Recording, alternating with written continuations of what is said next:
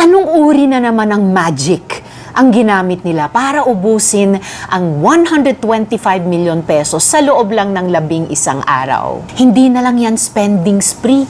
Yan ay paglapastangan sa mamamayan. Napakagaspang. 11 milyong piso kada araw. Daig pa ang may patagong credit card sa national budget.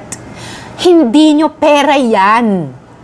Confidential funds can be validly spent only on expenditures supporting surveillance activities of civilian agencies. Yung ating Coast Guard sa West Philippine Sea, araw-araw binabantayan ang sumpong ng China. 17 years pinagkasya ang 117 million pesos na confidential funds. Ang OVP, hindi man lang umabot sa 2 linggo.